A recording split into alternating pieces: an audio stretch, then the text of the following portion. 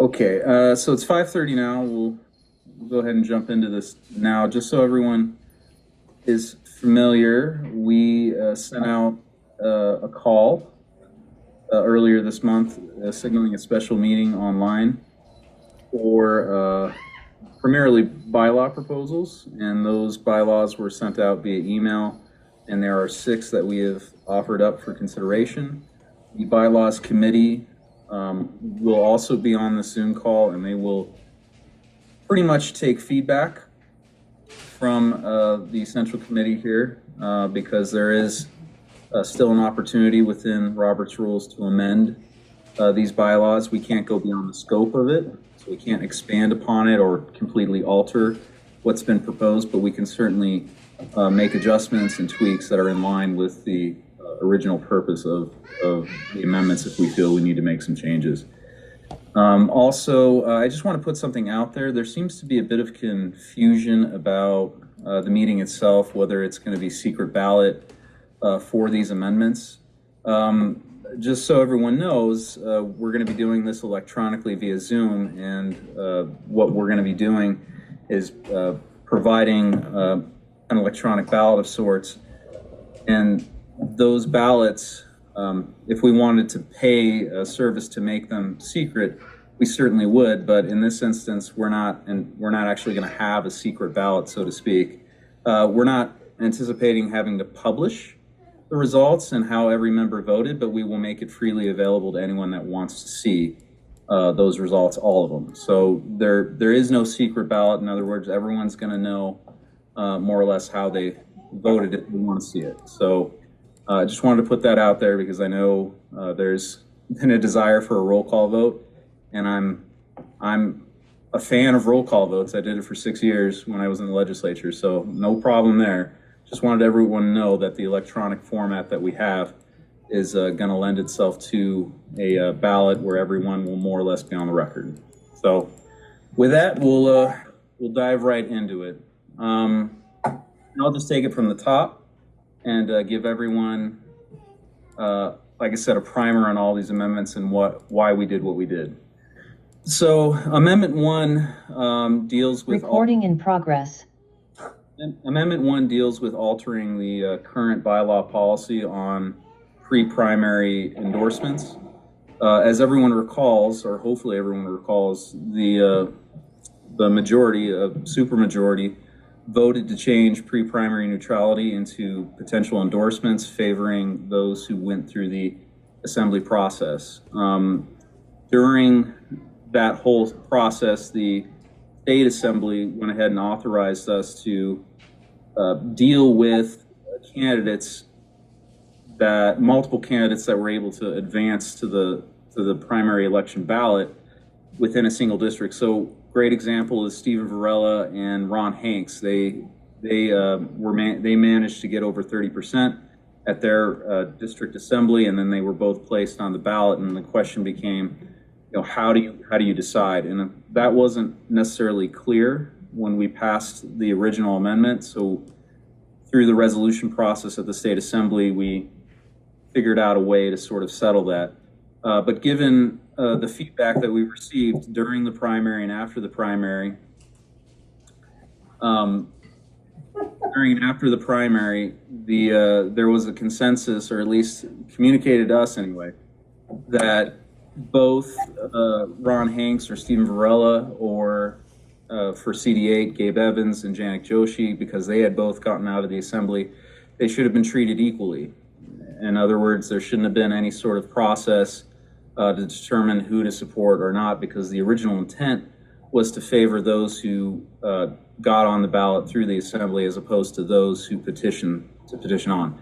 So this amendment right here is a direct result of that feedback, and I just want to point out that if you read the bylaw itself, it's a permissive thing. It's not a shall thing. So if the state party or any other entity wants to endorse, they don't have to, but if they want to endorse, all this is saying is that any candidate, multiple candidates in fact, that get through the assembly, they got to be treated equally on the endorsement front. So hopefully that clears up the confusion. about what's going on here, but I want to point out that some of the critics who have criticized Amendment 1 here were the very same critics that were not happy about the party endorsing Ron Hanks over Stephen Varela, for example, when they felt they should have been treated equally. So hopefully that answers your questions on Amendment 1, but we'll go to Amendment 2. So if you have any questions, go ahead and put them in the chat for sure. But I'll go ahead and just go through these quickly, and then we'll start doing Q&A. So Amendment 2, this is having to deal with a very real issue that we dealt with. There's an elephant in the room, and it was obviously a sort of a failed coup attempt, if you will, but certainly those who decided to skirt our internal processes and even engage in very open civil war within the party. And it has been always understood that no matter our differences, when we have disputes, that our internal processes need to prevail. And right now, there's a bit of clarity that needs to be instilled into our bylaws. Past practice has been that when the executive committee renders a decision, that decision is in place and it's enforced until the central committee decides otherwise, right? So when there's a controversy that takes place, the executive committee hears the controversy, or it sends it back to the county, depending on whether or not it was adjudicated properly at that level. But in this instance, it should have gone to the state executive committee. The executive committee renders a decision. That decision is to be respected, even if it's appealed, and that decision is to be enforced throughout the appeal process until the final decision is made by the state central committee, in other words, all of you. So that didn't happen here. In fact, there were many instances where individuals who went to that participated in the state executive committee process for controversies did so, and then they didn't like the outcome and they ignored it, and then they went ahead and did their own thing and also appealed, and then also ultimately decided to go to court on very dubious reasons. And so what we're trying to do here is make it very clear that when the executive committee renders a decision, that decision is enforceable even if it's appealable, just like any sort of trial court. A trial court, for example, this is just an analogy. A trial court renders a decision. You can always appeal that decision, but it does not mean that that decision is somehow stayed or vacated until otherwise determined by a higher court. The decision has to be in place, otherwise the organization itself will be paralyzed. And that's what we sort of experienced unfortunately, over the past 4 or 5 months leading up to the election itself. So that's all this does, is it states what's always been practiced in the past, that the executive committee decisions are enforceable while on appeal. So that's why we're doing what we're doing.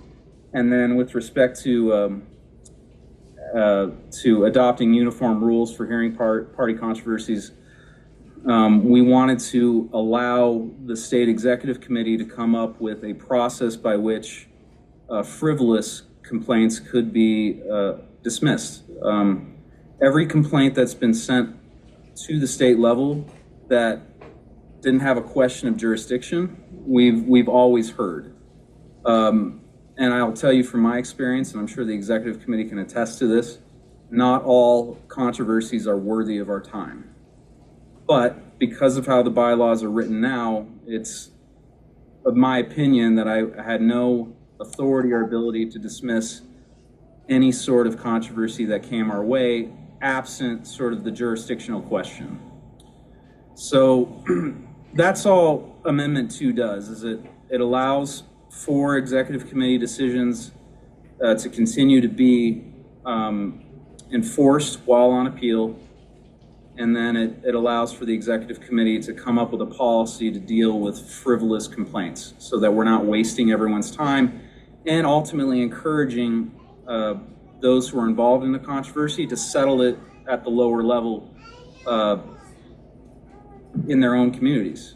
Because contrary to what others may claim, the state party doesn't actually like to get involved in disputes or controversies originating from communities that we're admittedly at a distance from.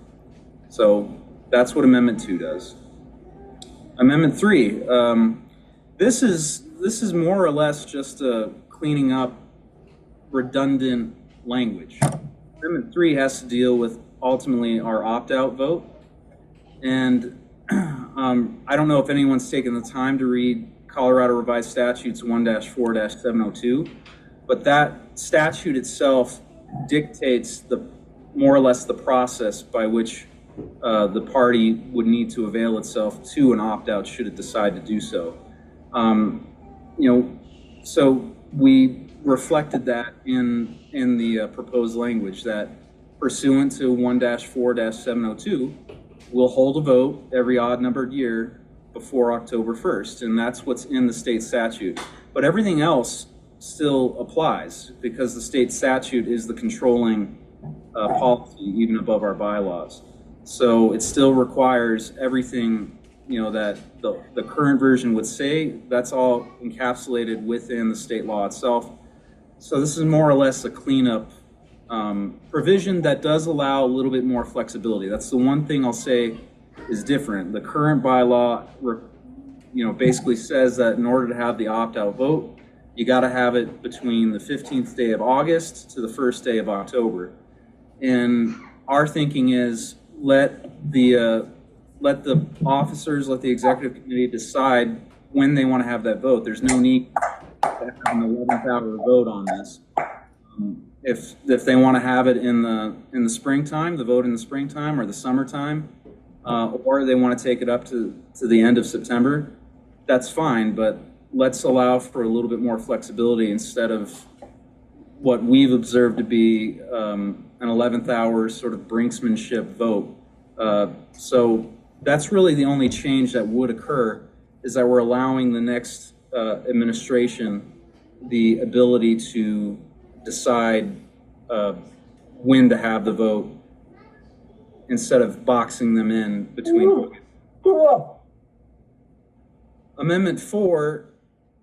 Amendment 4. This is also a result of what we experienced during sort of the internal civil war that unfortunately we faced to the lead up to the election. This was ultimately adjudicated by the court of law, and this is a reflection of not only memorializing that ruling, but also cleaning it up and making sure that we remove any gaps that are currently in place. So for what everyone will notice on the removal section, we've added in RNC National Committee men and committee women into elected officer.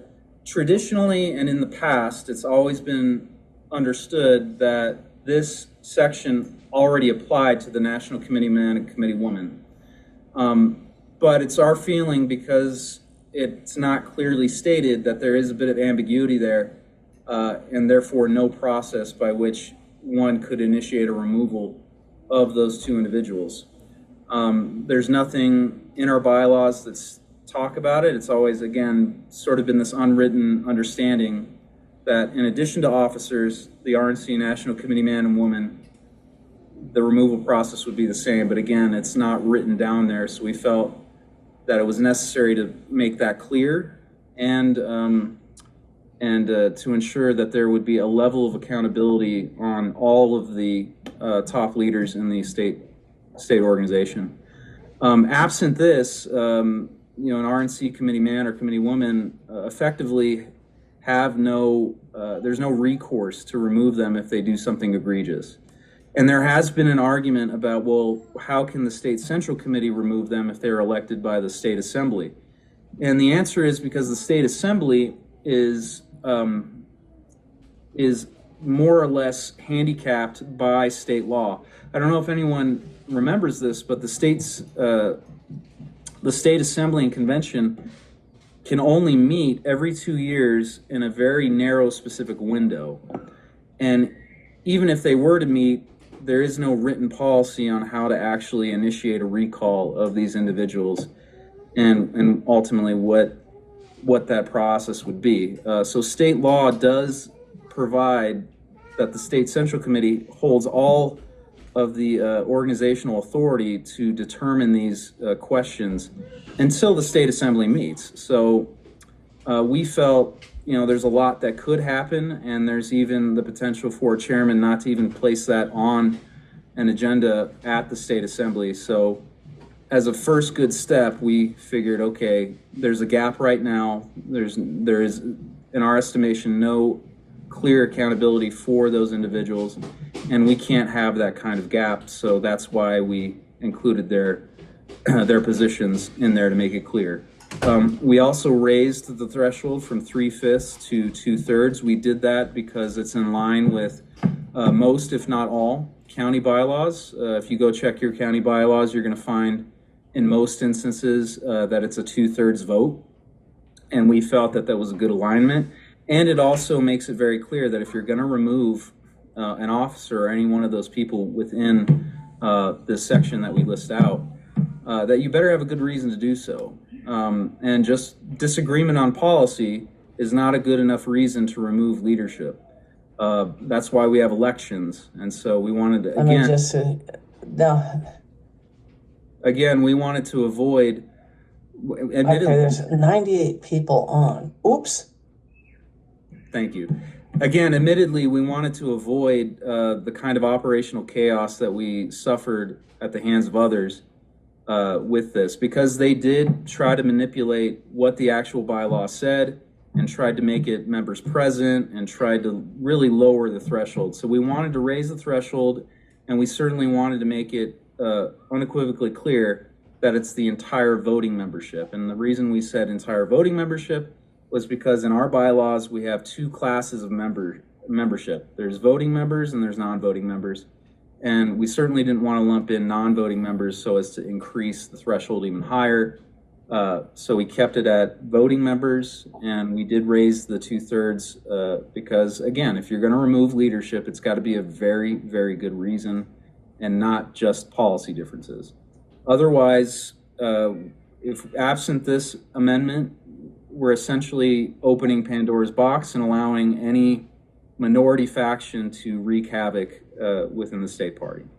So that's why we did it. Again, we're more than happy to take feedback and make tweaks.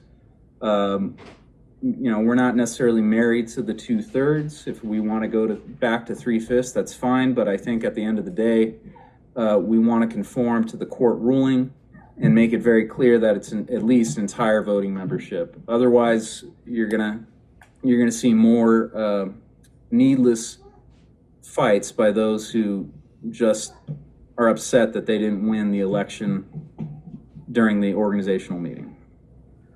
Amendment 5, this is a direct result of what occurred during the failed coup attempt.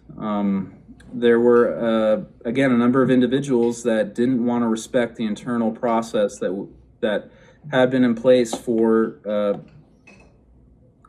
the entirety of our organization's existence. I mean, we're an organization, I don't know if everyone realizes this, we go back before the founding of the state even, but you can certainly understand that we've been around at least since 1876. And we've always had an internal process that was mostly adhered to. There's been brief instances where it hasn't always been adhered to, and there's been court battles, but very rarely has this kind of situation happened. And as a result, these individuals who wanted the officers removed when they had no authority to do so, and they had failed with the controversy process, decided to run their own fake meeting and use that as a basis to litigate. As they use that as a basis to litigate in court, which cost the party roughly $100,000 in legal expenses.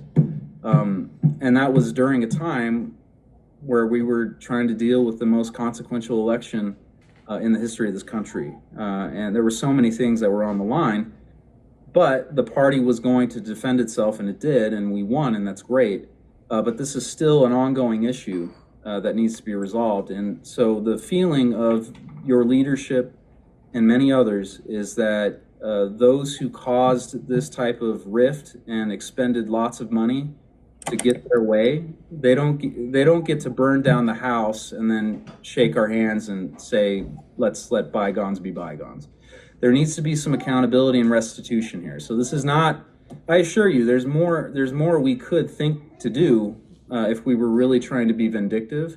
That's not what this is. This is, you can be a part of our party, but you have a responsibility to restore what you've done against us, and of course you weakened the party. You took donor resources through having this fight rather than respecting the internal process. And I got to tell you, just from experience, because I lived and worked in the legislature for 6 years, and we were under the thumb of Democrats, and elections have consequences. That's the unfortunate reality of things. And all you can do is engage in the process and in the system that we have and make your case. But at the end of the day, if there's a majority that wants to go in a certain direction, you just have to respect that, bide your time, and then, of course, make your case to the voters to see if they'll change course. That was the appropriate way to do this. Taking us to court and costing the party very valuable donor money was not the way. So yes, we do specifically call out Eli Bremer, Todd Watkins, Nancy Pelosi, Britta Horn, Kevin McCurney, all these plaintiffs, in the case, we call them out because they really did do damage to our party, and that's your money. I mean, that's the party's money so that it can operate effectively. So our position is you failed, you didn't win, and you did a lot of things along the way that were inappropriate, and you need to pay restitution.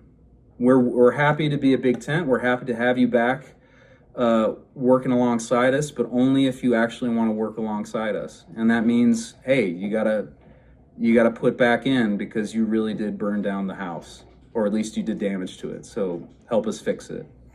And we also felt that we would qualify this, not just litigation, but failed litigation. So if you sue the party and you're successful, this section wouldn't apply to you. And if you sued the party, but the party and you came to some sort of settlement agreement that ended the litigation, this section would also not apply to you. This is really trying to get after those that would avoid settling differences within the internal process of controversies and try to go to court to get something, admittedly, try to get a court, let alone, especially a Democrat appointed judge, to go along with what they want. We're trying to make sure that you don't do this. And we freely admit it. We don't want you going to court because we have an internal process already. And ultimately, the power should reside with the state central committee, not with an individual judge. So that's why we did what we did. And then Amendment 6 deals with redefining membership. And it's getting after an interesting question that's been brought to us. Why is it that elected officials, by virtue of being elected, should be granted automatic voting rights? Now, state law does require that elected officials listed out in 1-3-103 that they be members of the Central Committee, but it does not confer upon them automatic voting rights. And the reason that we're looking at this issue is because, fundamentally speaking, elected officials have different interests than the party itself. And if you look at why that is, it's kind of easy to understand why the two don't necessarily mix well and sort of the unfair elements or byproducts of that. First, I want to point out that right now, being in the state that we're in, especially with Democrats holding majorities, right now, red counties that have red elected officials or Republicans in those counties get a bigger voting representation as a result, as opposed to those who are in blue counties. So, for example, El Paso County has several members of the General Assembly that are granted a vote on the Central Committee. But if you look at Denver County, if you look at Jefferson County, if you look at Boulder County, where we don't have elected officials occupying seats in those areas, they don't have an extra vote. So there is a little bit of an unfair advantage that red counties have versus the blue counties. And that's one issue we wanted to tackle. The other issue we wanted to tackle is the fact, again, that elected officials themselves don't necessarily think about the long-term health and viability of the party. They think about retaining their own power and getting elected every 2 years. So it didn't make sense to us to necessarily automatically confer voting rights in that instance. And one great example is that of Barb Kirkmeyer. And I don't know if Barb's on the Zoom. Quite frankly, I don't care, but it's a great example. Barb Kirkmeyer actually offered up legislation to kill the caucus in the assembly process. And had she done that, that would have in effect killed the party itself. The party has already been damaged by these politicians. If you look through the history, when they passed campaign finance, so-called campaign finance reform, where they lowered the amount that could be donated and shifted that money into dark money organizations. So there's that aspect that has made the party less relevant. There's open primaries, which many of the elected officials support and call into question the reason of even being a Republican, because you're automatically given a ballot for either party if you're an unaffiliated voter. And now we're even talking about some of our elected officials, and there were many campaign commercials showing them, but many of our elected officials were okay with the jungle primary and ranked choice voting that was offered by Kent Theory, thus undermining the existence of the party itself. So this is an attempt to make sure that those who really want to see the long-term success and health of the party, those are the ones that get voting rights. Elected officials under this proposal would still be granted to have influence. They'd be able to have all other rights, such as going to meetings and being recognized and providing their opinion. But the one thing that ultimately sold me on this proposal was the fact that the Republican National Committee and many other states across the country do not grant voting rights to elected officials. The president himself, President Donald Trump, has great influence over the Republican National Committee, but he is not given a vote whatsoever. Congressmen are not given a vote. Governors are not given a vote. The president himself is not given a vote. And that's because ultimately these elected officials come and go, but the party lasts longer than them. It outlives them because it's an entity that's supposed to be bigger than any one individual. So like those national figures and how they can exert influence over the Republican National Committee, they still don't get a vote. And that's by design. And it is our estimation that these elected officials can still influence our party, but it doesn't necessarily mean that our interests do align, and we certainly don't want to give more voting representation advantage to one county over another. Now, it doesn't do away with all elected representation. If you look at the proposal, we're allowing statewide elected officials who are Republicans to remain in the mix because we felt that was an appropriate sort of compromise. If you're a statewide Republican official, then you kind of know what you're talking about because you got elected, and so we wanted to certainly keep that in place and respect it. And then we wanted to make sure that elected officials who are below that statewide level, their category would still be represented in some way, shape, or form. So, a state senator could have someone representing them at the state party level with a vote, and then those individuals would be elected by the state central committee at a reorganizational meeting. So when we elect the officers, we would also elect a representative for the state reps, for the state senator, for the district attorney, every position that's laid out there.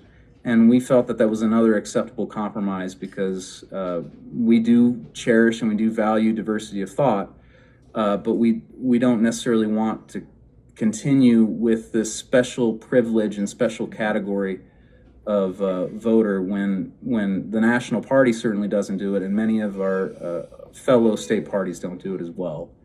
And then one more analogy I'll put out there, you know, what this reminds me of is also the situation that Democrats have when it comes to when they select a presidential nominee. I don't know if anyone's familiar with their process, but they have delegates, but they also have what's known as superdelegates. And those superdelegates are oftentimes, in fact, all the time, elected officials. They're granted a vote just because they're elected. And there's something, you know, certainly unfair about that. My idea here is that if you really want to have a vote, you should run to be a county officer. You should run to be a bonus member. You shouldn't just be granted that. And then the last thing I'll point out, and Tom Bjorklund and even Mark Baisley, as our credentials chair, will attest to, most of the elected officials don't show up to our meetings anyway. We have the credentials report to show that they don't even want to vote in most instances. And when they do want to participate, they usually send proxies, which is fine. You can send proxies. But by and large, most of the elected officials don't want to even take a position on some of the most consequential policy questions that we'll face. So for these reasons, you know, we offered up number 6. And again, we're open to tweaking, trying to make it work. But it's worthy of a discussion, and it's worthy of our attention. So ultimately, I'll end it at this, and we'll take questions. But ultimately, all these amendments, they're up to you guys. We think these are good reforms within our party that will allow for us to have better operational effectiveness. We want to avoid having the same sort of internal fights that in a lot of ways crippled us or paralyzed us. And we feel that these bylaw amendments help get us, you know, to that position. So with that, let's go ahead and open it up to any sort of questions if anyone has them. And Hope, why don't you help me recognize people as they raise their hand? I see John Fielding, our bylaws chair, has a question. But for everyone, I'll recognize you in a second, John. But everyone, if you have a question, please use the Zoom hand icon so I can see you and I don't miss you. And we'll try our best to get to everyone as quickly as possible. John, go ahead. I see you had your hand up. Yeah, thank you, Mr. Chairman. I was actually looking for the raise hand icon at least on my software. I don't see it, but I have at least a couple of questions. The first is, with regard to Amendment 6, I have a real concern about whether that complies with statute. And I've read the relevant statute, and I think as long as it seems to me that the statute is geared to one of their underlying assumptions is that everybody who's on the state central committee has equal voting rights. That the statute really doesn't contemplate a committee where there are some people who have voting rights and other people who don't. One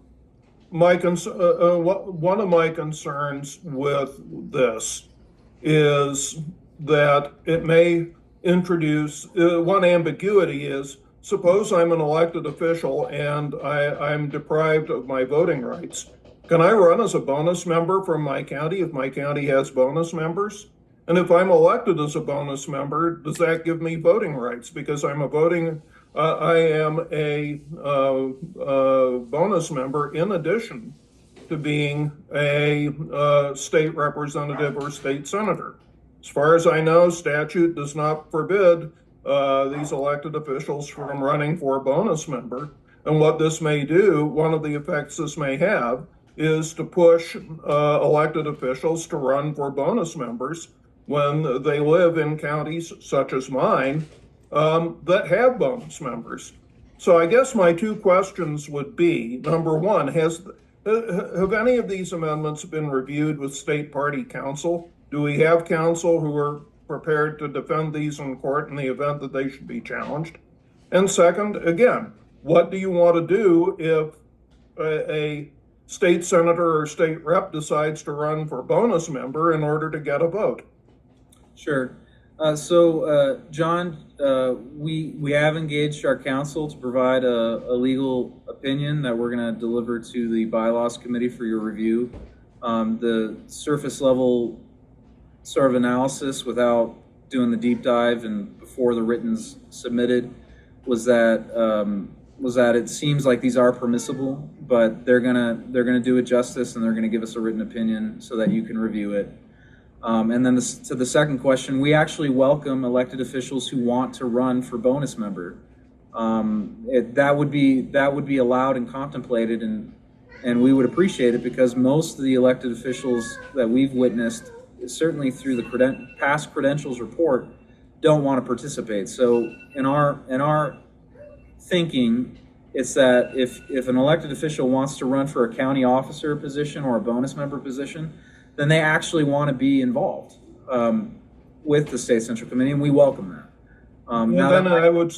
I would suggest one of the unintended effects of this is if it passes, is that it may encourage state senators, state representatives, district attorneys to run for a bonus member, and that would have the effect of pushing out ordinary activists because they would get elected, and then ordinary people who are Republican activists or precinct leaders or district captains at the county level would not.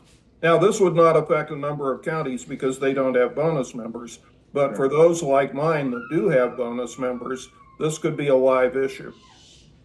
Okay.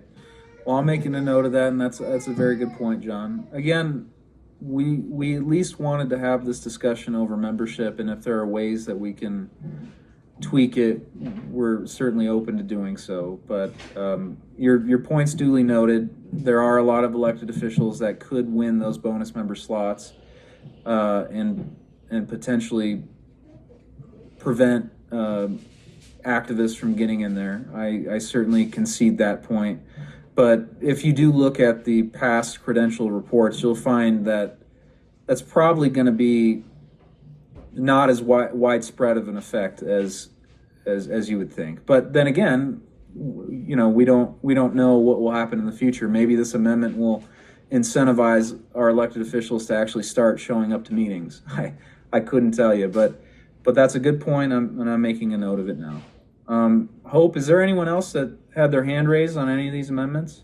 Nope, there's nobody that has their hand raised, but there are a lot of questions. Oh, Carl. I see Carl. Hi, guys. Go ahead. Go ahead, Carl. Yeah, I'm from Adams County and CDA chairman. On this matter of taking elected officials off of being automatic voting members, I'm not opposed to that. But if we're going to do that, we certainly should not strip them of the right to run for bonus member. I think as busy as elected officials are, and as great as their responsibilities are, very few would want to choose that option. But if they're concerned enough about what's going on with the state party and they want to have a voice in it, I think they should get that voice.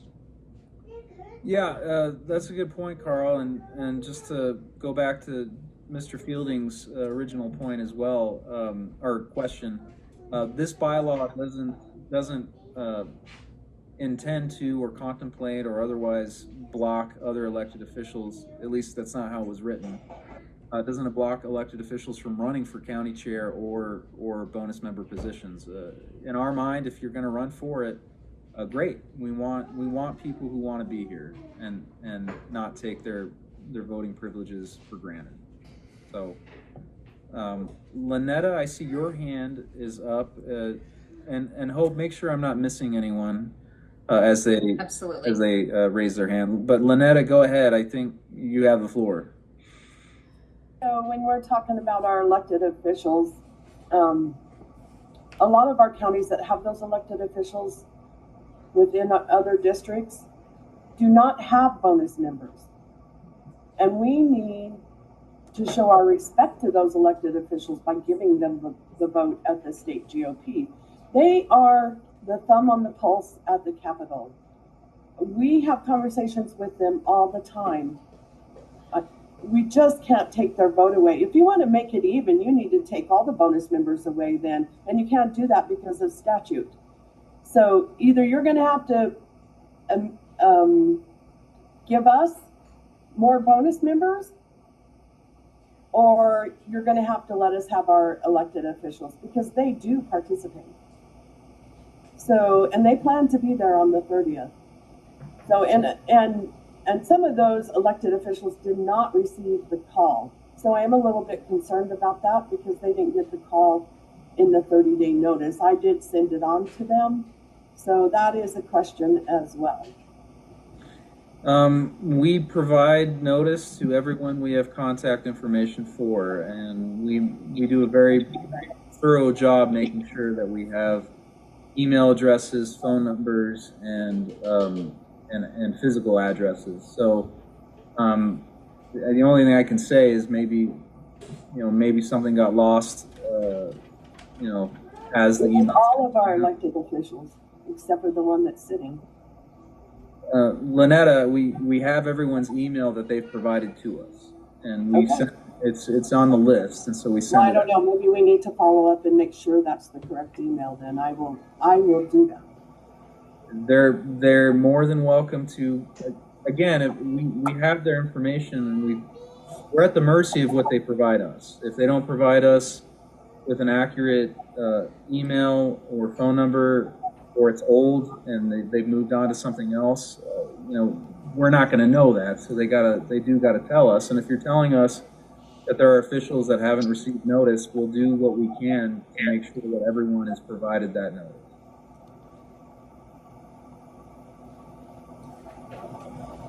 Is there anyone else?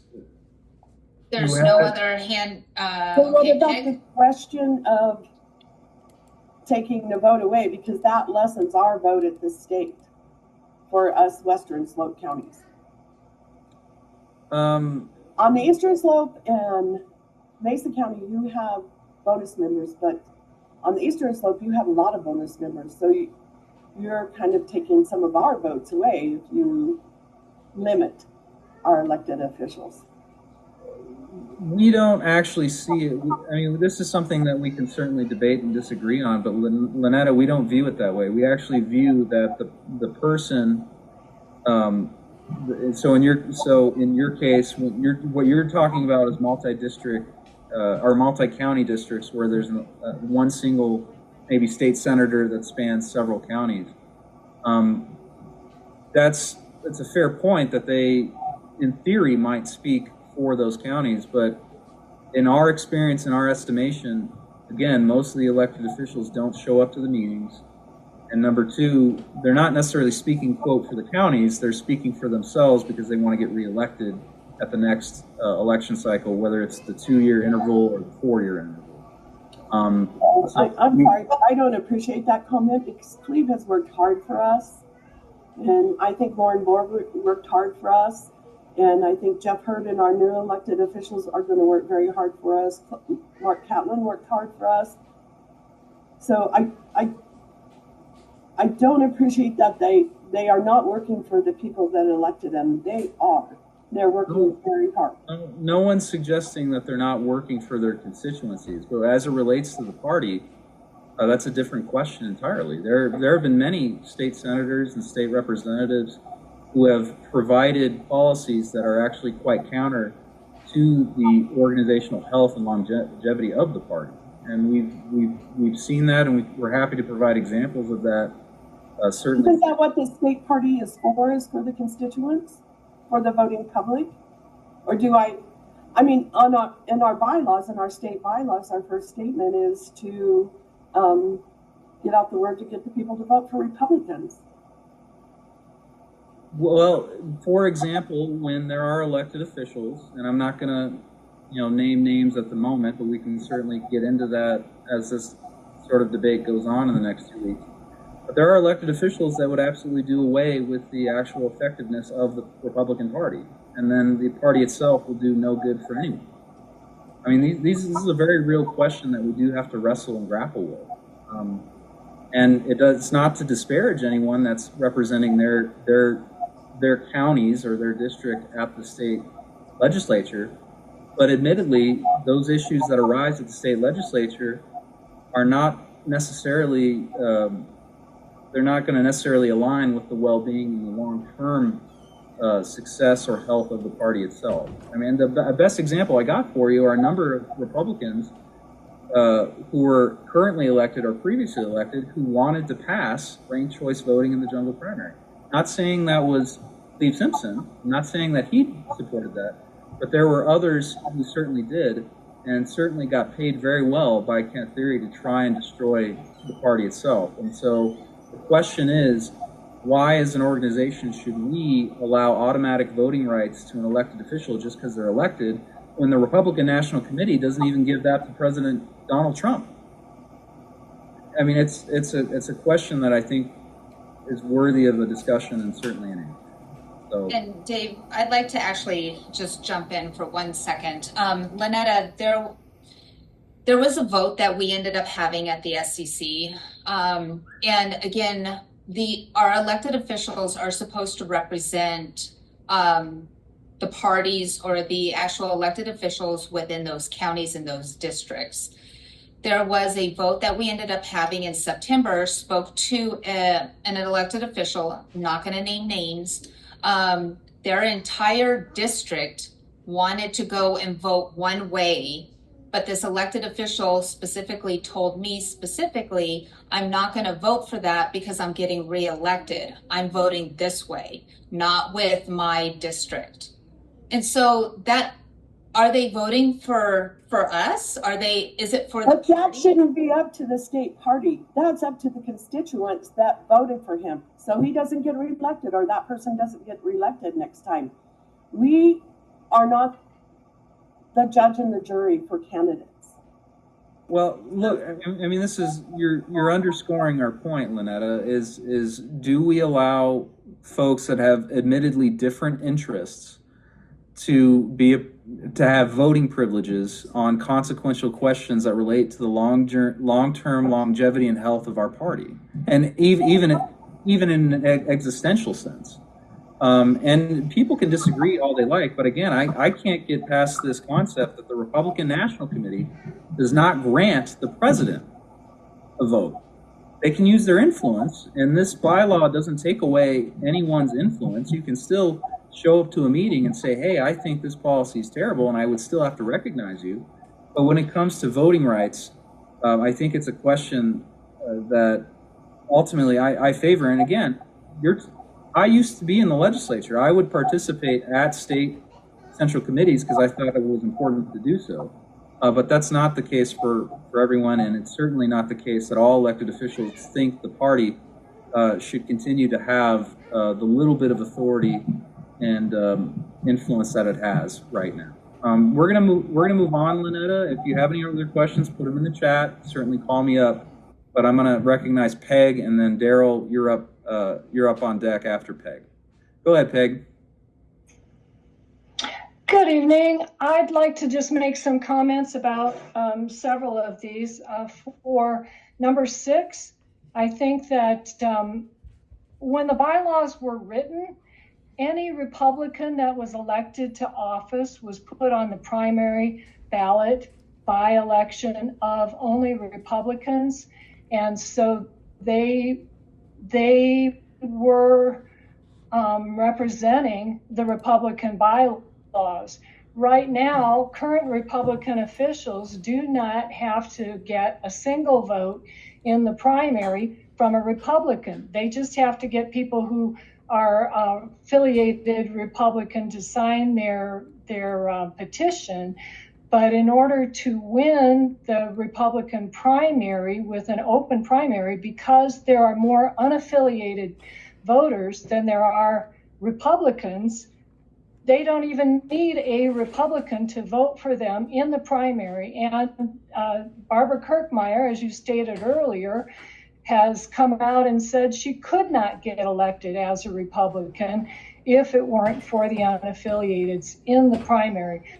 So I think that this is a good, it's a good midway point to allow representation from their organization that we get to elect, because there are several who, like Lynetta was saying, do represent the party. And we want to make sure that one from each of those subsections does represent the party. Also, with Amendment 5, I don't believe it is legal to adopt retroactive rules. So I would not vote for that. Without that central section, I might consider voting for it. For number 4, I think it's a good idea to expand who may be removed, and it also clarifies that nebulous last sentence that has always caused us trouble. So I plan to vote no or yes on Amendment 4, and as far as I can tell, I plan to vote yes on 3. For 2, it's the Section 5 doesn't belong in the bylaws. You have to draft the rules and then get them presented and adopted, rather than just saying we're going to adopt rules and whatever they are will be accepted. The CRC has more authority than the state executive committee. So if the appeal is overturned by the state executive committee, I think that the decision of the EC should be reversed, just like in a court case.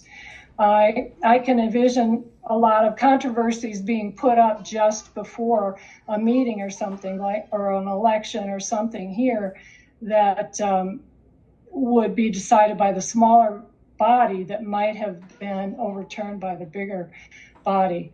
And I just also like to have something added that says if a controversy is submitted to the SEC, it needs to be heard, unlike the one that I submitted, which you never recognized, and so it was never heard.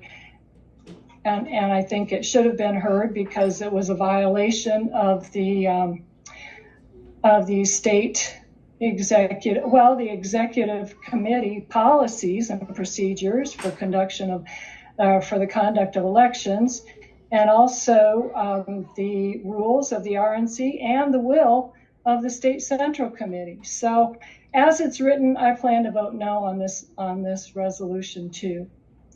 For number 1, I just plan to vote yes. I think that it will avoid the small group in the executive committee or whoever was doing the endorsing.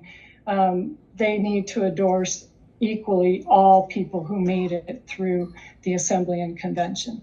And that's my comments. Okay. Just to reiterate on Amendment 2, feel free to vote for it how you want, but Amendment 2 does not take away the Central Committee's ability to overturn a decision. All Amendment 2 does is ensure that decisions by the Executive Committee are enforced until the State Central Committee otherwise overturns it. And the reason for that is so that we can have the ability to conduct our business and not be paralyzed like with the Todd Watkins fiasco. With respect to Amendment 5, well, can we for Amendment 4, that Section 4 says all controversy decisions by the Executive Committee are fully and immediately enforceable, either internally or through the courts, even if they are appealed. So that sounds to me like you intend to do whatever the Executive Committee decides, even before the appeal has happened, even if it is appealed. well, that amendment isn't in a vacuum. There are other parts of the bylaws that talk specifically about the CRC and their authority to make final determinations and controversies. Plus, state statute even says the State Central Committee has the final word on controversies. And so we've already heard this feedback before, and we're more than happy to put in an amendment that, even though it may be redundant, we're happy to put in an amendment that states, an amendment to the amendment that states that the CRC always has final determination. But that's, in a vacuum, I could understand why it may seem that way, but if you look at the entirety of the bylaws themselves, there's many different places where it says the CRC has the final say. So there's that. Okay. But on number five, we don't actually view this as retroactive. This is an ongoing problem. And I know people are trying to say that this is akin to being retroactive or ex post facto, but that's not our view.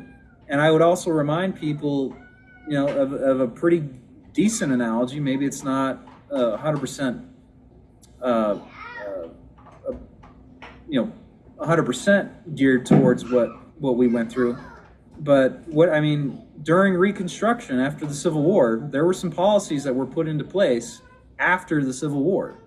And that was because we really needed to get back to the business of running the country in a unified way and dealing with the Confederates that engaged in a war that just was unnecessary and shouldn't have happened in the first place. So we don't view it as ex post facto. We don't view it as retroactive. One, because we're still dealing with the issue at hand, and number two, again, you don't get to burn down my house and then walk away as if nothing happened. There really has to be accountability or restitution.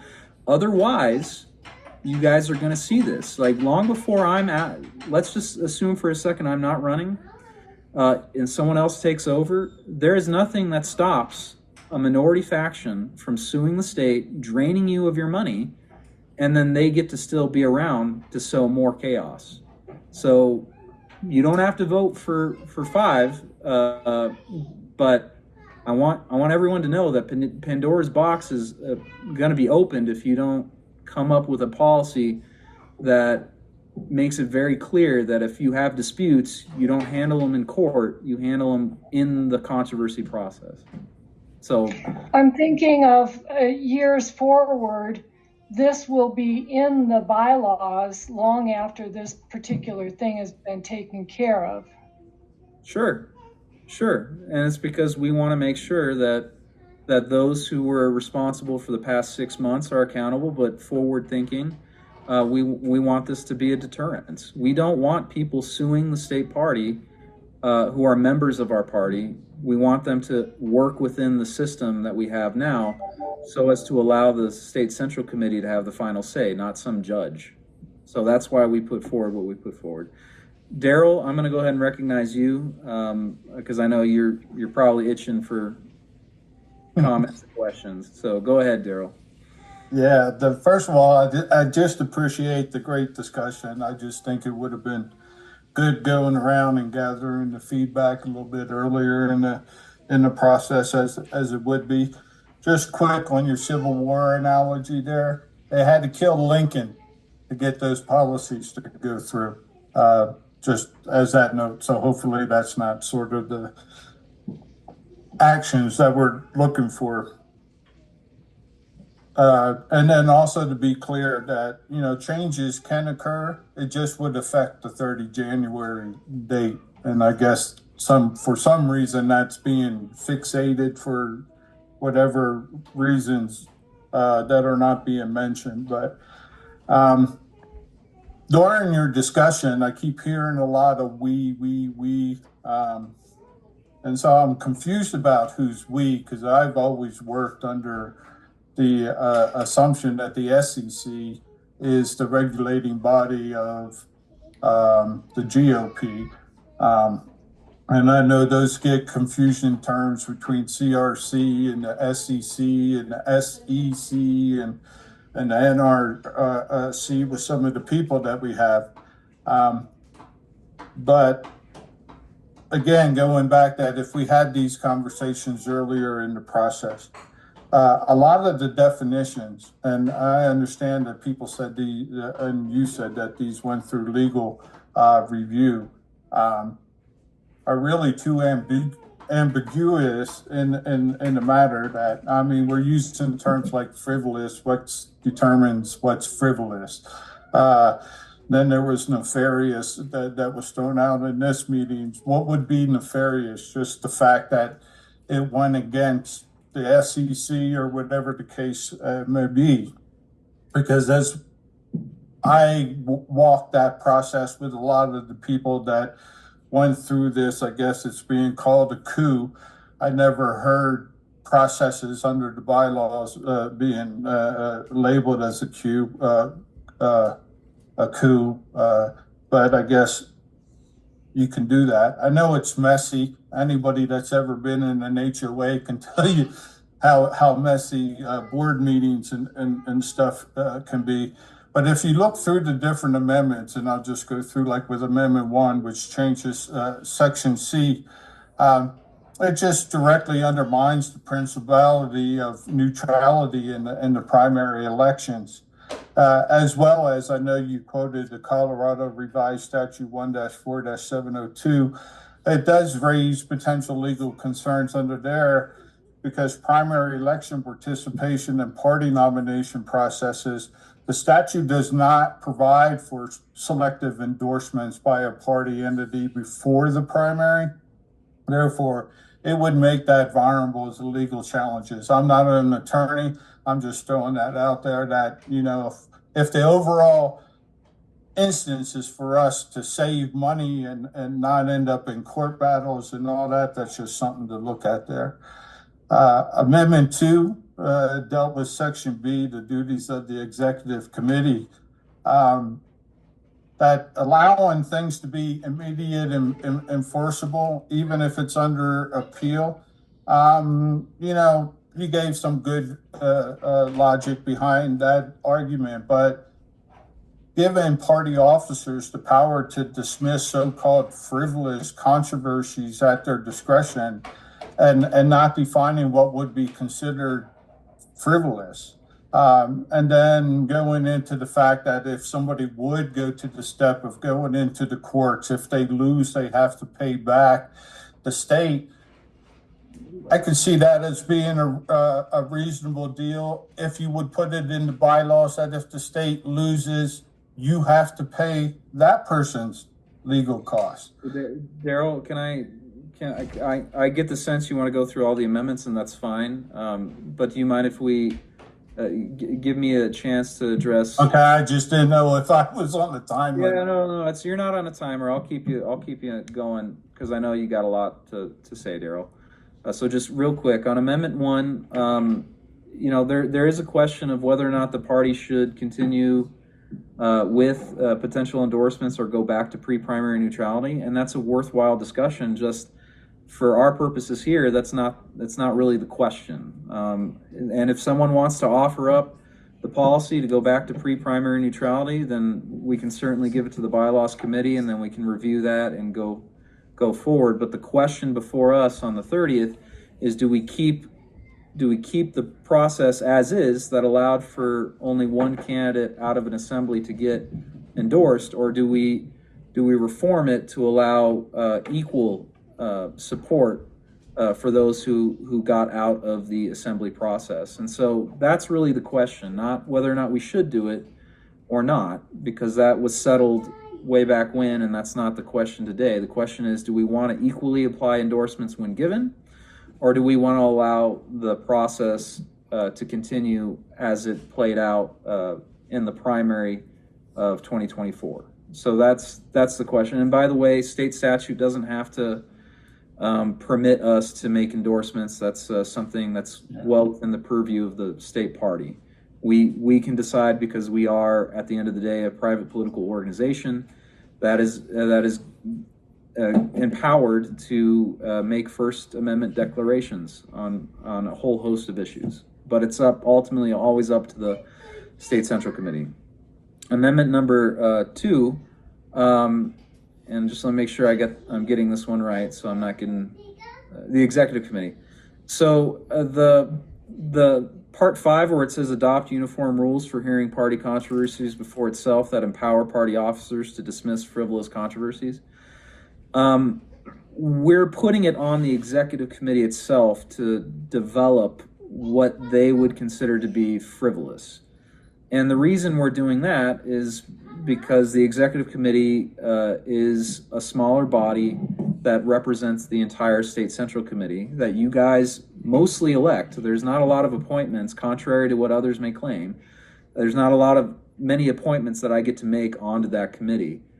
They are truly representing you guys at large for the many different regions that they were elected to. And this is about a 25, a little over 25 member body that you guys should trust. I mean, I don't know how else to say it. You elected them, most of them. You elected most of them, so you should trust them to develop a process by which we can figure out what's frivolous or not. And you know, the hard part of deciding what frivolous is I think it's going to be a difficult task to allow for just the officers, right? Because that's only one chairman, right? But the 3 officers, you shouldn't necessarily put it in their hands. And so if you expand it to the sort of your board of directors, in this case the executive committee, they're probably better equipped because they're the front line of controversies to come up with uniform rules that can be put out there. And if those rules are unacceptable after they're implemented, the Central Committee always holds the power to alter whatever policy the Executive Committee puts forward. But I assure you, from my perspective, there are many frivolous controversies that come our way that suck time, energy, and resources and redirect towards things that are just not important. This is a necessary reform, and if you don't want the state executive committee coming up with a policy to dismiss frivolous claims, then you know the likelihood of more controversies that are going to make their way through the process to the state central committee and waste our time during. But wouldn't you have that power now? No, we don't. If you had it, I mean, granted, you would have to hear it, but nobody sits there and says that you would have to spend a week on, and I wouldn't even know what a frivolous claim would be. How the process works right now is that anyone can file a controversy complaint. And the only thing that we can wrestle with is whether or not the state executive committee has jurisdiction to hear it, because our bylaws do provide that controversies have to be heard first at the level at which the controversy started. So if a county has an issue, they can't just come to the state party. They have to work it out first, and if they fail to do so, then they can come to us. So that's sort of the one thing we can do to not deal with claims prematurely. But beyond that, there are many frivolous claims that come up that right now the only thing we can say is go back to your county. But if it's not county related, if it's a statewide claim, then the executive committee has to hear it no matter what, and then they can render their decision. But I assure you, when we hear controversies, this is not some half an hour thing. We take about, on average, 2 hours, maybe a little more than that, to hear claims and then deliberate and then render decisions as best we can, which is always appealable. So even the frivolous finding would be found appealable, right? Yeah, but we don't want to spend 2 hours on something that we know to be frivolous from the word go, right? I mean, that does happen, and we still have to deal with it. And we can certainly give you examples of that. We'll pull up stuff, but I assure you there are plenty frivolous claims that come up that certainly could have been handled in any other way and not through a controversy process. And it seems to me that the executive committee, since they're on the front lines of hearing the controversies, they're best equipped to come up with a uniform policy that gets at what frivolous is and how to handle it. And then, and I'll go to 3, and I'll give it back to you, Daryl, because I know you want to go to 4. Well, I don't know if you actually brought up 3. You kind of jumped to Amendment 5 after 2. So I'll address 5, and then I'll give it back to you. But 5, you know, the state party doesn't want to go to court normally. The only time it goes to court is if it has to defend itself. So, I mean, if you're suggesting that loser pays, and that includes the state central committee, then, you know, offer up an amendment on the 30th, and we'll hear it out and debate it. But right now, our goal, admittedly, is that if you're going to sue the party, you better know you have a case that has merit, and that there's a fair likelihood that you'll win after you've exhausted the internal process. But admittedly, we're trying to make sure that people don't sue the party, that you go to the state central committee and let them. On that case in particular that's mentioned on there, do you feel that the state did everything proper in the entire process, from all the way when the original petition was sent to make whatever call? And I understand that as being a primary player and all of it, whatever that might have had on the judgments, but to have this, whatever it was, meeting under the bridge, whatever the craziness there, but even just making the call, that had the call that said, don't bother showing up because all we're going to do is gavel this and that. And, you know, understanding, I've sat in at least a million different meetings. I've never seen a process like that. Daryl, you know, as far as the executive committee and ultimately the central committee was concerned, because they adjudicated this, certainly at the August 31st meeting, which was the real one, we followed the process. We followed it well, and we had the Republican National Committee parliamentarian even say that we followed the process correctly. And we did everything we could to accommodate Todd Watkins and Nancy Pelosi or anyone else. If they wanted to vote, they could have had their vote. But the problem was they wanted it under their terms. And they wanted it under their terms so as they could maximize the outcome that they desired. And it just turns out they never had the support to begin with. So as far as we're concerned, we followed the rules to the spirit and to the letter. Could we have done things better? Sure, but that's any human being, right? No one's perfect, but we followed the rules and the process to the letter and to the spirit of it. And if Todd Watkins and Nancy wanted their vote for removal, they were going to get it. But we're also not going to, you know, from our position, we're not going to paralyze the party just because a number of individuals don't like its direction. No, you don't like its direction, go run a candidate for office and let them win, and then you can earn the right to shape policy, but not in the position of the minority. So that's our position. And again, Amendment 5 is designed for accountability. We don't mind people being a part of the party, but you don't get to destroy it and then act as though. How do you put in a specific case and not have it seem like it's retaliatory? It's not retaliatory because we're not asking for anything beyond what was lost. They forced the party to expend $100,000, and asking them to pay restitution to continue to be in good standing with the party is not retaliation. That's accountability. If we paid $100,000 on that little thing there, that's a different investigation. But okay, next one. So, Daryl, if you have any other comments on the amendments, go ahead. No, I think I'm good. Thanks. Okay. John, before I recognize you, let me just see if there's anyone else that's a member who wants to ask a question. I'm not seeing anyone else. I have my hand up and I am a member, Dave. This is Vanessa Ruggles. Oh, Vanessa, I didn't see you there. Your hand must have gotten put down, Vanessa, because it's not up anymore, but it was before. Vanessa, go. John, I'll get back to you in a second. I want to give Vanessa a turn. Vanessa, go ahead. Okay, I wanted a clarification. When you were talking with John, it sounded to me like our bylaws committee for the state is not the one that put these bylaws together, that they still need to review them. Was I incorrect in that? The bylaws committee is still reviewing the bylaws as written, and will provide their report prior to the January 30th meeting. But these amendments put out, did the bylaws committee put these together, or whom did? Your elected leadership, your officers put them together.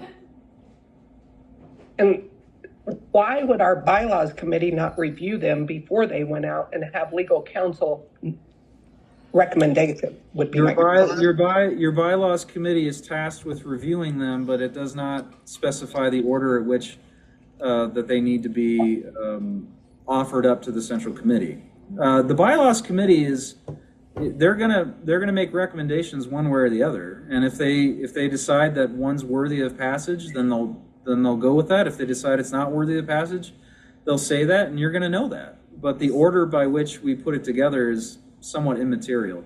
We wanted to make sure that we were abiding by the time frame constraints that we had. And so when will we know the view of the bylaws committee? You will know them well in advance of the 30th meeting. Okay. That's not what the bylaws say. The proposed amendments was first submitted to the bylaws committee and included in the official call mailed no fewer than 30 days before that meeting. That insinuates that the bylaws committee has reviewed those. No, the bylaws require that the bylaws committee review it before vote. That's what they're doing right now. That's not what This is a it's discussion. to the committee saying before the official call is sent. They were given the bylaws. They were given the bylaws prior to the call going out. So the bylaws have been sufficiently adhered to. But I'm not sure. Look, the central committee, if you guys want to vote for these bylaws or not, that's up to you. But there's no process foul that's occurred here. The bylaws committee was given the. Choose what we want to follow is what I'm trying to get. No one's picking and choosing how to follow the bylaws here. There's no process foul. The bylaws committee has been given the bylaws for review. They'll provide their recommendations after their discussions, and then you guys will be notified well in advance of what those recommendations are, and then you'll vote. There's no process foul here. So, we're doing it the way that the bylaws have written it. So. No, I think a difference with that, I'm sorry, but we submitted bylaws. Our executive committee submitted bylaws, and then you told us it had to go before the bylaws committee before we could vote on it. So that's where I'm a little confused. Lynetta, I'm not. It's okay. Okay, well, look, if anyone has bylaw recommendations, you're always welcome to give them to John Fielding or to me. And any recommendations for bylaw proposals, I always pass the bylaws committee. So if anyone has bylaws they want to offer up, just send them our way and we will give them to the bylaws committee. You can certainly send them to the bylaws committee directly as well. And then they will be considered, and the bylaws committee will provide a recommendation one way or another, and we will put them on the agenda. I mean, that's the process that we have adhered to, and we will continue to do so. But again, there is no process foul that we've seen. So thank you for that clarification, Dave. Sure. Vanessa, do you have any other questions aside from process? Nope, that answered it. Thank you very much. Okay. John, go ahead.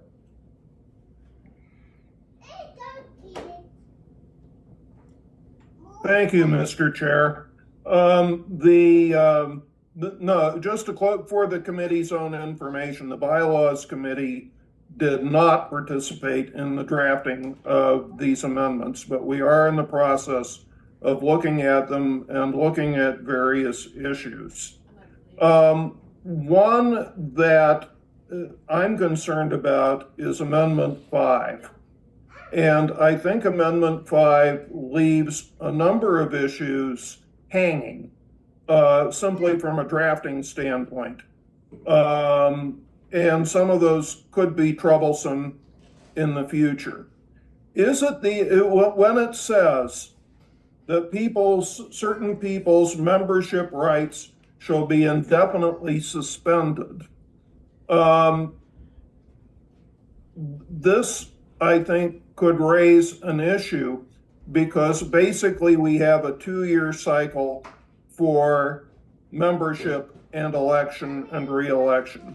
For example, suppose, hypothetically, somebody like Nancy Pelosi or Todd Watkins runs for office in their county organizational meeting, and they are elected to either the office they had before or maybe to some new office. Perhaps they get elected as bonus member.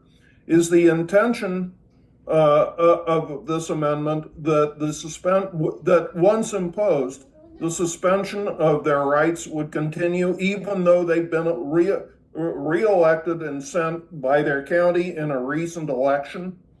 Or would we say, well, they've been re-elected and the effect of that election is that now they occupy a new office or a new position?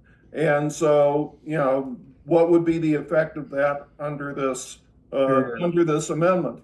Another question is, the amendment is triggered if they organized failed litigation.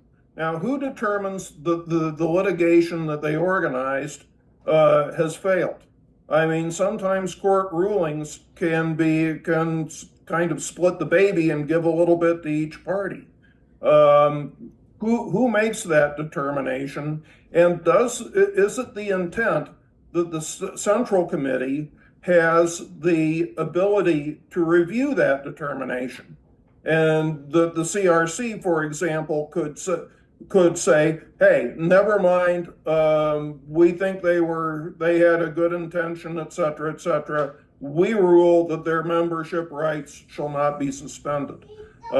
Is there an intention that those issues, how would it be that those issues should be addressed? No, that's a great question, John. I think our feeling was that the State Central Committee always has the final say, especially when it comes to enforcement of the bylaws. And so if the State Central Committee felt that this particular bylaw shouldn't apply to a particular party because it's a little bit more complicated than simply failed litigation, then we were okay with that. If we wanted to add in sort of an amendment to the amendment to clarify that that's always the case, number one, or we want the executive committee to determine what failed litigation looks like, we're more than happy with it to do that, because that's well, I think there needs to be some sort of an amendment then that maybe gives the CRC the power to undo a suspension. And what's more, that amendment needs to specify what kind of vote the CRC has to have, whether it requires a simple majority,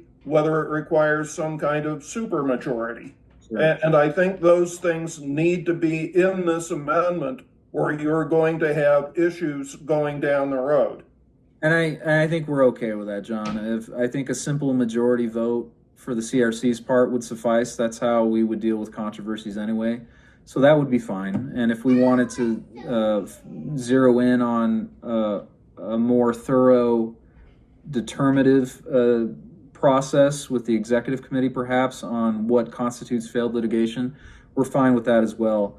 With respect to your first question, the thinking was that this amendment would strictly apply to state party membership. So if, for example, Todd Watkins, I know he's running for chair in El Paso, if this amendment were to pass, or a version of it were to pass, he would still be the chairman of El Paso County. He would still have the voting rights conferred to him at the El Paso County level. But with respect to the state level, there would be a suspension of his rights on that level. And the El Paso County would theoretically, they would know that going into it, that, hey, Todd Watkins, his voting rights have been suspended. So if you want to elect him as your chair, that's fine, but you're going to take a hit on your representation at the state level as a result. But Todd Watson voting at the state, representing its county, is representing its county, not voting as Todd Watson. So in all actuality, you're disenfranchising the voters that voted Todd Watson into office. No, because if the county Well, you say no, but then that's going to be another court decision that's going to come down. No, excuse me, Daryl, no, it won't. If the county understands that any one of these individuals that have harmed the party by engaging in draining its resources through lawfare, if they still want to elect that person, then they're walking into it with eyes wide open, understanding completely that, hey, they're going to take a representational hit at the state level. And that's their choice if they want to do that. But again, I got to tell you, if you guys don't want any sort of accountability, that's up to you. But this is going to continue. If you guys think that what Todd Watkins did is simply not going to happen again because, you know, with wishful thinking, you got another thing coming. You know, this is likely to happen more and more as the party allows it to. So again, the purpose of 5 is to be a deterrence as well as an accountability on the current folks that were still engaged with issues over. So, all right. To move to another amendment, I think there is a drafting glitch with Amendment 2, because under statute, the state assembly does have the power to prescribe the rules to resolve certain controversies. The statute, now our state assembly has not exercised that power to my knowledge, but theoretically they do have the power to prescribe rules to the Central Committee for the resolution of controversies over the regularity of county and district organizations and over the right of particular organizations to use the name Republican. So I think probably there has to be something in here about uniform rules that acknowledges this at least latent power in the state assembly. Otherwise, I think that amendment, at least part of Amendment 2 does not comply with statute. are you, John? Are you suggesting that maybe amending 5 to capture that? No, it should be in here. It probably, yeah, to amend 5 to take account of the fact that at some future time, the state assembly may exercise its latent power to prescribe rules for the resolution of those particular kinds of controversies. To clarify, the state assembly does not have a general power to issue, to require the state central committee to adopt rules on any matter whatever, but statute does give the state assembly the power to prescribe rules for controversies in 2 particular areas. We don't have any objection to that. If the bylaws committee recommends having an amendment to put that into Amendment 2, we're okay with it. We don't have an objection to that whatsoever. All right. Thank you. You bet. Let's see here. I'm going to go to Gary and then Hugo and then CJ. So go ahead, Gary. Good morning, and thank you again for the discussion. But you said one thing, and I guess I've got a question on it. But you said underneath the time constraints you had to get this out, that you didn't put it to the bylaws committee and then present it to the members after they reviewed it. What are the time constraints that led to this, that this had to be such an urgent issue, that this wasn't actually held at the November reorganizational meeting or even further down the road than that? Well, I think you're probably asking about the March reorganizational meeting. Why not have all these bylaws debated there? Is that more or less the question? Yes. Yeah, the reason simply is because if we had this plus an election, then you're going to be there potentially until well into the evening.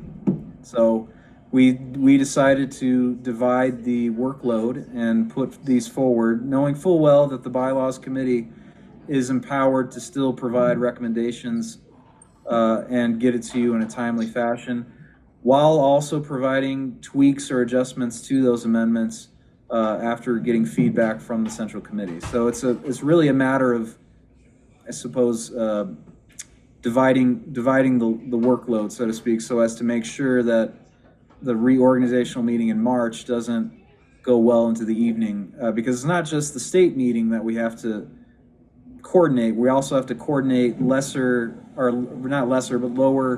district meetings. There's many multi-county district meetings that are piggybacking off the state meeting, and so there's a lot of different moving parts that we felt it best to have a meeting now to deal with a lot of the amendments that we were going to propose.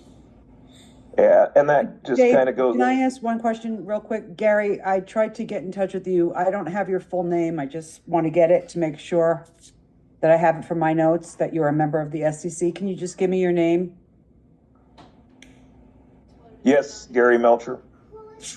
And you're a bonus member, an officer? Officer, Prowers County. Okay. I'm sorry? Prowers, you said Prowers? Okay, that's what I need to know. Thank you. You're welcome. And sorry, I got kicked off there. And I still don't, and I appreciate the trying to control the length of that meeting, that we all know what that timetable is already going to be. But with counties reorganizing and some of them, it just seems like there's a lot going on when we're making decisions, when future leadership is getting ready to take over, that the timing of it seems like the future leadership should be recommendations moving forward, and the new leadership take these under and not rush bylaws. And it just feels a little rushed to me, that as we're approaching all of these different changes within the organization, county level, state level, that there's no reason to be pushing these forward in a time-constrained manner. Sure, I can appreciate the concern, Gary, but I've never been one to agree with the notion that let's go ahead and allow someone else to do work that we can do now. That's just how I felt. We put it forward, and if you feel uncomfortable about it and you feel it's rushed, vote no. It's your central committee. Typically, if people, usually when this objection arises, it's because they really just don't like the bylaws in and of themselves. And I'm not saying that's you, Gary, but I've heard that from others as a reason to vote no on these, and that's fine. But I would encourage everyone to please look at the merits of the bylaws themselves and realize there's no such thing as a lame duck party. We're not Congress. We're not some other outgoing administration. More than half of you are going to retain your position just because that's historically how it works. And so again, I don't agree with this notion. Let's not do anything. Let's not make major decisions because we have a new potentially new constituted membership and leadership team. If we had that mentality, then there's no reason to do anything at the reorganizational meeting other than just hold elections. And that historically we've never done that. So let's just have the discussion. If you don't feel comfortable about it, vote no. If you feel it's rushed, vote no. But no matter what, look at the merits of it. Don't just say, oh, well, someone else is going to take over for me, so I'm going to go ahead and not think about it. I don't think that does justice to the people that you currently represent. So Hugo, go ahead. Okay, thank you. I just had a quick input into what we were talking about, litigation versus or litigation for the resolution of a rogue member or something that took place. What if instead of litigation, we agreed to have a form of binding arbitration that is required by both parties to accept the results of, so that issues like that could be resolved through arbitration rather than litigation. Just a thought that occurred to me. It's something that we can look into. It might, admittedly, might be tough to actually implement because our organization is heavily regulated by state statute, and state statute confers certain, I suppose, privileges and rights. For example, there's a I don't remember this. It's called a 113 proceeding, if you will, and it confers the ability to sue over election matters. So I'm not entirely sure that we could force or compel every member of the state central committee to go into a binding arbitration method, but maybe we can. It's just something that we hadn't considered, but we will, Hugo. I think it's worthy of looking into. It was just a thought. It just occurred to me. That's all. Right. I'm just throwing it out there for thought. For sure. And just so everyone's aware, this is why Supreme Court precedent and state law generally it sort of attacks this process from the court side with jurisdictional questions. Typically, when there's an issue of jurisdiction, typically when the party is a defendant in court, the judges are required to look at jurisdiction. Is this something that they can even look at? Because in 1-3-106, all sort of internal disputes have to be settled by the party itself and not by a judge. So that's how the government has tackled it, basically putting it on the judge not to get involved. But that still doesn't prevent someone from filing something and us still having to defend ourselves. So again, that's a part of, I can't stress this enough. Five is a deterrent. We are trying to create a deterrent so that members go through the controversy process. So that's why we did what we did. Hugo, do you have anything else before I go to CJ? No, that's all. Thank you. Okay, CJ, go ahead. Thank you, Chairman. Do I understand John Fielding is the chair of the Bylaws Committee? Yes. Okay. John, thank you so much. You asked a lot of questions that were sort of in my head, but I couldn't articulate them. And so appreciate you raising the questions you raised, and your analysis of some of these issues that we've discussed has been helpful to me in understanding things. When were the bylaws submitted to you and the committee? They were submitted either the day of or the day prior to the call going out. It was a question to John Fielding. And I'm the chairman and I'm running the meeting, CJ, so you can direct your questions through me. John, when did you get the bylaws? They were given a day before or the day of the call. We got them when the chairman is right. We got them at the date and the time at least I got them at the date and the time that he said. So like December 30th. You got a day or two before. CJ, you're direct. We're going to treat this like any other meeting. Please direct your questions to the chair. How long did the budget or the bylaws committee have to review the amendments? They're reviewing them right now. Okay. How long before they were sent out? They received them, again, the day prior or the day of. I don't specifically remember, but that's irrelevant because they have plenty of time to review them and provide recommendations prior to the January 30th meeting.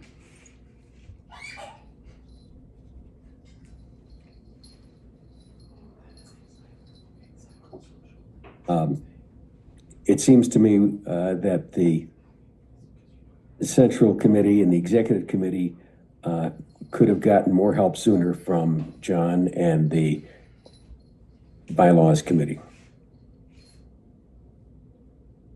Okay. Do you have any other questions or comments, CJ? Yeah, why didn't you submit them to the Budget Committee or the Bylaws Committee sooner? and get their input sooner. We actually did submit the topics, but we were unable to get drafted language to them prior to the time that we'd sent them. John can attest to this for sure, and we definitely have the receipts that long before that the call went out, I had sent them an email to the entire committee notifying them that there are a series of bylaw reforms that I would like to propose, but because of the holidays and because of other personal issues with some of the members, that I'm dealing with some medical problems. And I will confess that I've been slowed down a little bit because of medical problems. I probably will be facing significant surgery later this year. And I have been a little slow, and for that I apologize to the Central Committee, but I'm dealing with them as best I can. And by the way, I just want to point out that I don't think John Fielding has to apologize for anything, but CJ, I want you to be well aware that this was a topic, all these amendments were a topic that were raised prior to the call and when they received the drafted language. So no one is trying to do anything here, and because of the prescribed timeframes that are listed in the bylaws, the Central Committee has plenty of time to consider what they want to consider, and John and his bylaws committee certainly have enough time to provide recommendations and even amendment tweaks that don't go beyond the scope of what was offered. So if you're uncomfortable and you don't like the amendments, vote no. But again, there's no process foul that's gone on here.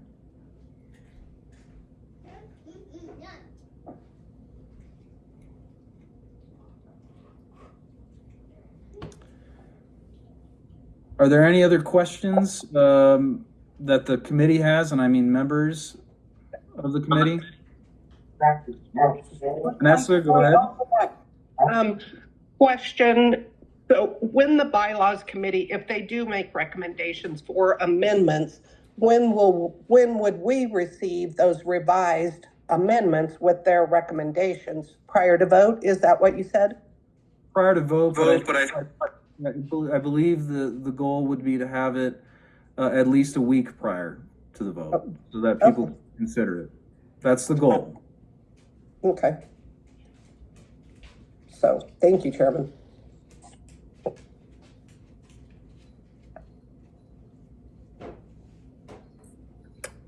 Hand up. Oh,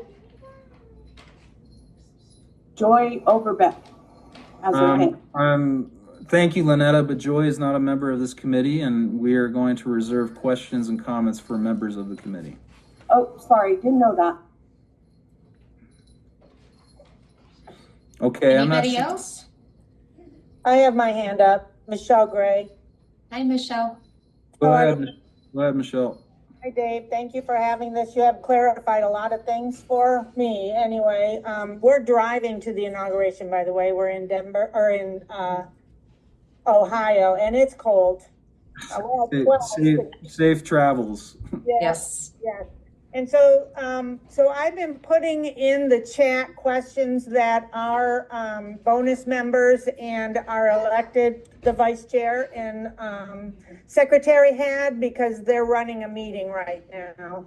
Sure. And so one of the questions that Pam brought up, she wanted to know that when we get the new bylaws prior to voting, are we able to make changes ourselves, and how would that process work on Zoom? So like when we're doing the meetings in person, how I can submit to you a written request or a written amendment to the bylaw, are we able to do that on the Zoom call? And what would that look like? Sure. If we're going to have to work out a process in real time, if you have amendment changes to the amendments, it's best to submit them to the bylaws committee or myself ahead of time, so that we can make sure that you're recognized at the meeting and we're not having to, we don't want to miss you. If you have a bylaw amendment going into it and you know that ahead of time, let us know and we'll make sure that you get recognized so that you can offer it for a vote of the body. Okay. If there's something that comes up in real time that just, we missed, we'll try our best to recognize those who wish to debate on the amendments themselves, but it's going to be the same rules, more or less, that we have for any other meeting. So every question, I think it's 26 minutes. I got to go review that, but every question gets 26 minutes of debate time.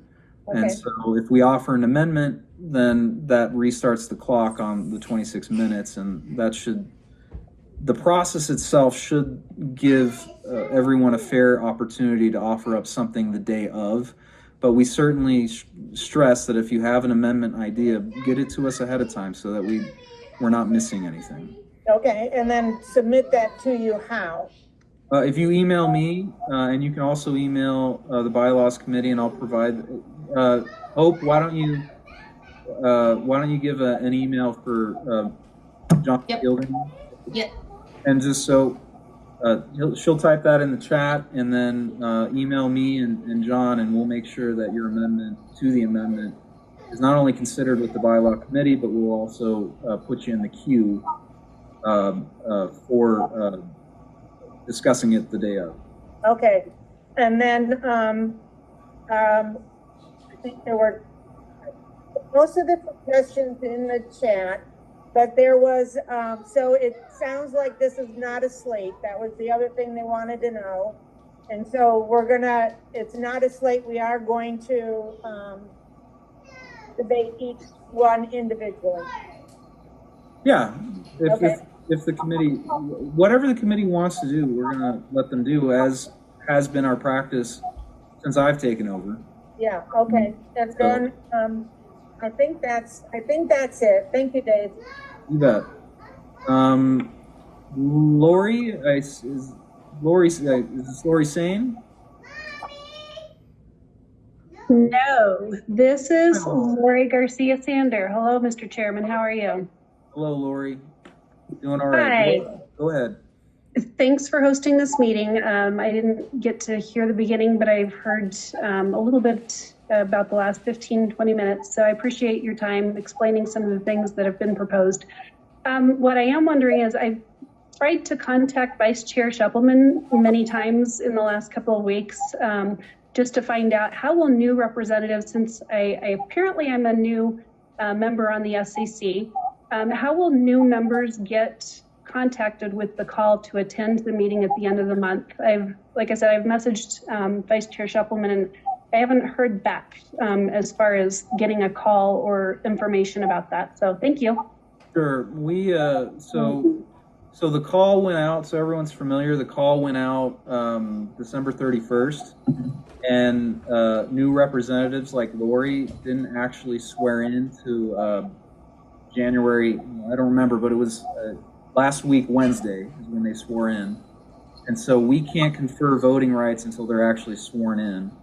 And in between that time, I had directed Anna to collect information that we could obtain through public disclosure or directly with the new representative, because presumably we had that contact information when they were running as candidates, and input that into the red book.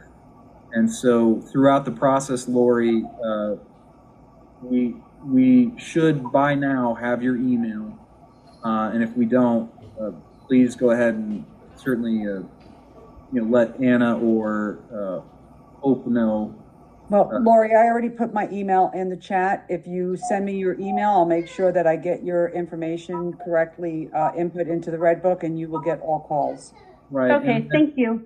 And then we will, as we've been doing, we've been sending the call out, more than once. So everyone Sure. contact information for, we will be sure to do it. Okay, I appreciate that. And I understand that it wasn't sent out to electeds, but I know that I'm not the only one. So I don't know if that's something that we need to reach out to you, Anna, to give that, or if you'll just look down the list and say who are the newly elected reps and remove the previous reps and add the new reps. I What know I've done, that. but what I've done already, Lori, is I've gone on to the General Assembly website. And Lynetta, can you mute? I've gone onto the General Assembly website and I put your house email in there. I don't have your phone number, so I couldn't contact you. So just send me an email and I'll confirm the information that I have for you in the Red Book, so you will get all the calls. All right, I appreciate that. Thank you so much, Anna. You're welcome. Bet. Okay, I mean, I don't want to wrap up too early here. I've stayed on a little bit longer than I anticipated, but are there any other questions about any of the bylaw proposals? Okay, I'm not seeing anyone else raise their hand, but that doesn't mean that you're not wanting to speak. So I guess I'll put it out there. If anyone has a comment or a question, speak now and we'll address it. Otherwise, we'll go ahead and we'll wrap this up. Okay. All right. I'm not seeing anything else, so I'll just go ahead and wrap it up here. We'll say, I'll say this, that if anyone has any questions, and Anna and Hope and I will go through the chat, and if there's something we missed, we'll try to address it and put it out to the entire Central Committee. But if anyone has any questions, feel free to ask us anytime. We're not afraid to engage in debate or talk. I know there's many on this call that have said otherwise. But again, despite the rhetoric, we're more than happy to have free and honest and open debate and allow for a vote, and whatever happens, happens. So if you have anything, please tell us. But other than that, we wish you all the best, especially if you're traveling to the inauguration. Safe travels. And if you're there, we'll see you there and have a good time. And if you're not, we hope you have a good time watching it back home. So thanks so much. We appreciate it.